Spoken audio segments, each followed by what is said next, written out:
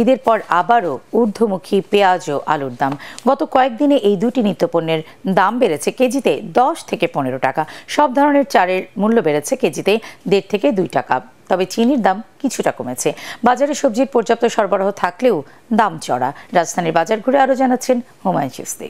ভীষণ নিয়ে এলো ফুলঝুরি মেগা অফার সিজন 6। এই অফারে ফ্রিজ কিনলেই পাচ্ছেন নিশ্চিত 12 সেটের আকর্ষণীয় গিফট বক্স একদম ফ্রি। গত কয়েক বছর ধরেই নিয়ন্ত্রণহীন আলু ও পেঁয়াজের বাজার। সবচেয়ে কম দামি সবজি হিসেবে পরিচিত আলুর দাম আর 35 টাকার নিচে নামেনি। একইভাবে পেঁয়াজ সর্বোচ্চ 250 টাকা কেজিতেও খেতে হয়েছে।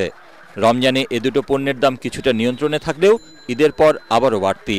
আলু বিক্রি করতেছি 55 টাকা আজকের বাজারে, আর পেঁয়াজ দেশিটা 65 টাকা। এই বাজারের ঊর্ধ্বগতিতে আসলে নাবিশ্বাস। সরকার যেটা নির্ধারণ করে দেয় কোনোটাই তো থাকে না। কে সরকার, কে মানে কার কথা কোনো হিসাব আছে?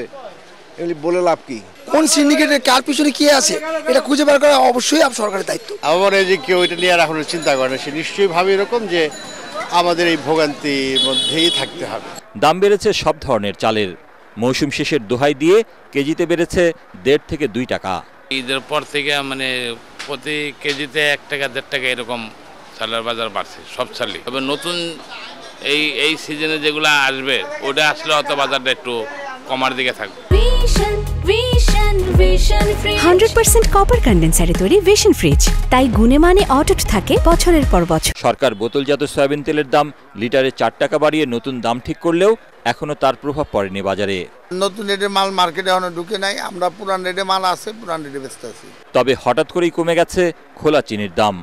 দোকানিরা বলছেন প্রতি কেজি খোলা চিনি এখন তারা কিনতে পারছেন 122 টাকা কেজি, বিক্রি করছেন 125 থেকে 28 টাকা। 1 কেজি 10 টাকা 12 টাকা কমে গেছে চিনির দাম। চিনিটা আগে ছিল 6700 টাকা, এখন 6100 টাকা বস্তা মার্কেটে। বাজারে সবজির পর্যাপ্ত সরবরাহ থাকলেও সবচেয়ে কম দামে ঢেঁড়স বিক্রি হচ্ছে 50 টাকা কেজিতে। হুমায়ুন চিশতি, এটিএন বাংলা, ঢাকা।